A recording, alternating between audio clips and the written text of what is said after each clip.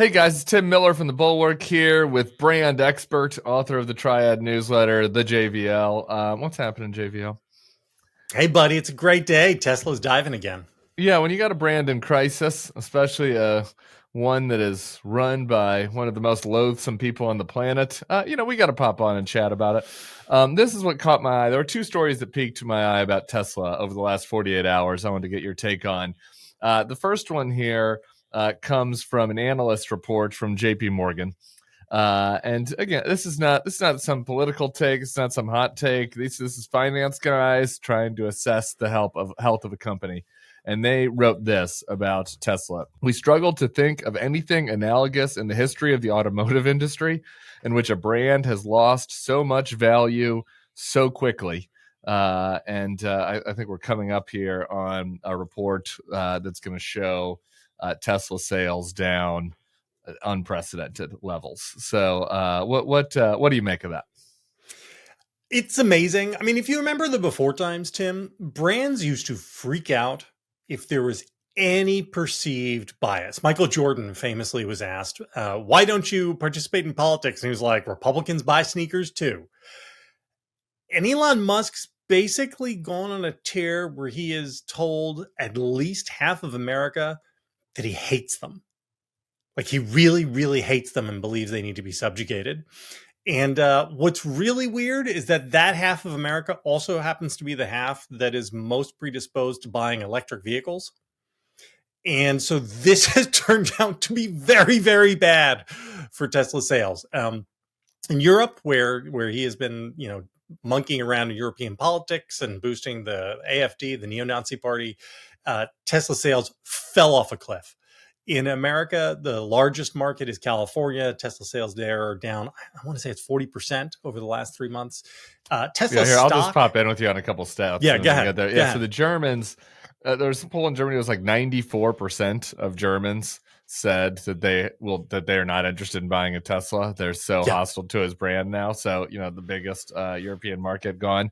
Here's the JP Morgan going further. So there were initial estimates like last year when Elon was campaigning for Trump, but it wasn't clear that he was going to be the co-president, like randomly firing veterans and ending the AIDS program overseas, et cetera.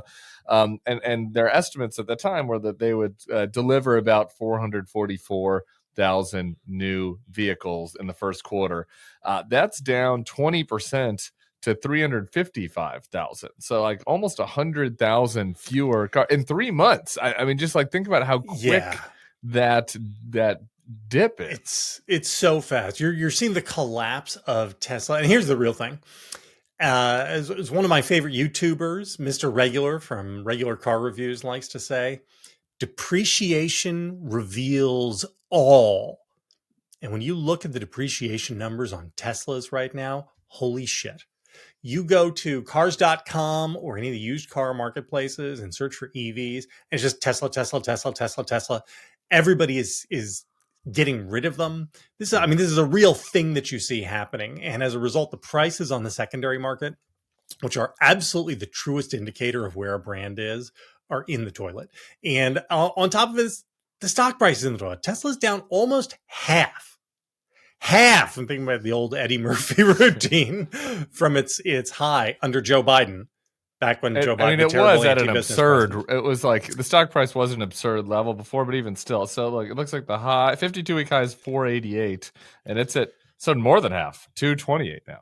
Yeah, 228. So this is a brand in utter free fall with basically the only possible out that exists is for Tesla to be turned into a Republican badge where you gotta, it's your duty, your civic duty to buy a Tesla to trigger the wokes or something. Yeah, Trump tried this. Trump tried this. It helped the stock like this much for one day.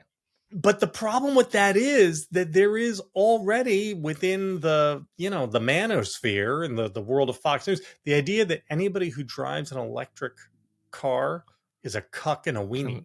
Yeah, right. Yeah. And so like it's, is Tesla going to outdo the Ford F-150 for, as the marker of a cultural marker of like, hey, I'm a Salt Life guy and I'm pulling my Bass Pro Shop boat out to the lake. And no, they're not.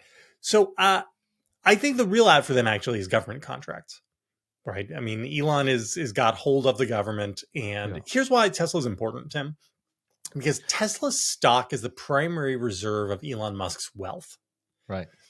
and as the stock price of Tesla goes down, his net wealth explodes, which makes it harder for him to throw his weight around. And he's still the richest guy in the world, but by less than he used to be. Yeah. And this is good. All this is good. All the It's Tesla good. And takedown also, stuff has eventually, at worked. some point, there should be a shareholder revolt, you would think, and it might force him to spend more time doing other things. Like, right? I mean, at some Yeah. point, isn't he going to be forced to like go to work?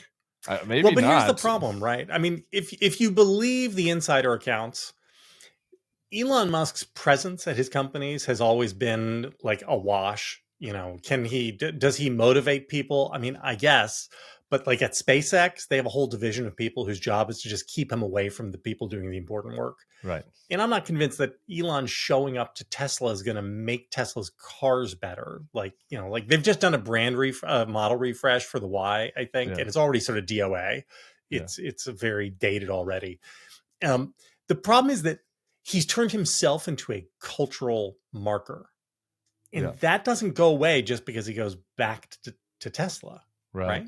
It's a good point. And the other element to this about just like the actual car business, we had Mike Murphy on the pod a couple weeks ago. If you Yeah. missed that, like go Well, I find that was in our there. YouTube archives. He was so good because he does some advising in the electric vehicle space, and something that he brought up that I just wasn't aware of because I don't pay that close of attention to the industry is like the coming Chinese supremacy in the electric Yeah. car space and how like tough the competition is about to be. And sure, you can maybe tariff the Chinese out of existence, and maybe that's going to end up being part of the plan here. But so he kind of revealed that to me at great length about 2 weeks ago.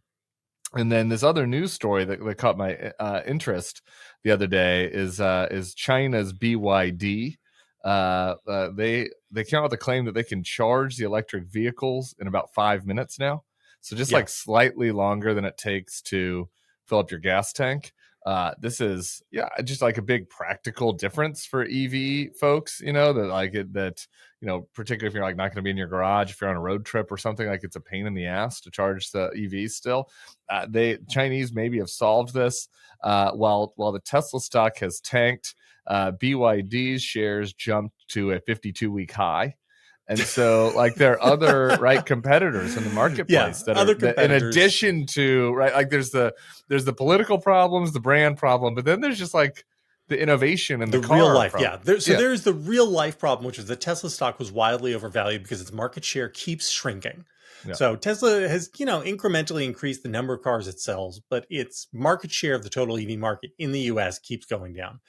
And one of the things that the EV industry watchers have noticed is that EV startups can go from 0 to 1 pretty fast. It really isn't like the internal combustion engine where there's so many parts, such a huge logistics train that the legacy makers have a giant advantage. You can have a startup like Rivian, like BYD. Now in China, they're subsidized by the government. It's a little different, but with fewer parts and fewer components, there just isn't the moat for Tesla in the EV space is nothing like the moat that Ford and GM and Toyota enjoyed in the ICE space. So everything about this combines to a car company which is in free fall, and it couldn't happen to a nicer guy. The only people I feel sorry for are the people who bought Teslas 5 years ago, 7 years ago, who are driving around these things that are now hard to unload. They don't want to be driving a Nazi mobile. They don't want to have people, throwing up Sieg at them, yeah. right? My buddy lives around the corner. My bestie, he's just a normal Democrat, but like doesn't care. Like he's not like a politics junkie. It's not watching our YouTube feed, right? It's just kind of a normal, nice Democratic guy, doctor, good person, trying to help the world. Bought a Tesla about 5 years ago. He's just like, cars aren't. He didn't buy it because it was like the NPR tote bag. He's like, he's not a car guy. He's not like, I didn't Yeah, buy this as some sort of like virtue signal. I just bought it because like I wanted an EV and it was like the best one on the market at the time. And now he's stuck with this thing. And yeah. when I asked him about it the other day, you could just tell how annoyed he is because he's getting asked about it all the time. So it is a burden for for poor Tesla owners. Yeah, and again, because the secondary market for them is such crap, you're taking a huge loss if you unload your Tesla now, which is too bad. The other thing is they really have fallen behind. I mean, Tesla really is not state of the art right now, and they're pretty good on charging times. They do lead the industry on charging times. They're good about that, depending on what the Chinese breakthrough really is. Right. But in terms of everything else, when you look around at the car reviews and the people who are into this, the Hyundai Ioniqs are very, very good. Even the Cadillac Lyric is well regarded. The Polestar, people love the Polestars. Polestar's giving away a deal for people that want to trade in their Teslas. Yeah. They're trying to jump onto this right now. Yeah. It's really something. And you know what, Tim? It couldn't happen to a bigger D-bag. Really couldn't. The biggest douche. Honestly, well, I guess you can't even say that because he's not even like the biggest douche in his current place of employment. I mean, JD Vance is just so far ahead of him. But like one of the top, just like elite S tier douchebags in the entire world history, really. And it's really a shame. So we'll keep monitoring it. JBL, thank you for bringing your expertise on here. As a gay, also not really a car guy. So I know enough to be dangerous, but we needed your value add here. So thanks for jumping on with me. Elon, suck on an egg. Listeners, viewers, subscribe to the feed. Tell your friends. We'll be back soon. Hey, YouTube fam. If you want to support the Bulwark, the best way to do it is by becoming a YouTube Bulwark Plus member.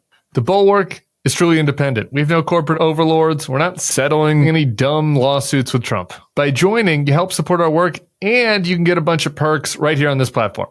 Ad-free content, bonus videos, live streams, and some emojis of me, which I guess some people want. So come join, come hang out, become a Bulwark YouTube Plus member, and I'll be seeing you in the comments. So behave.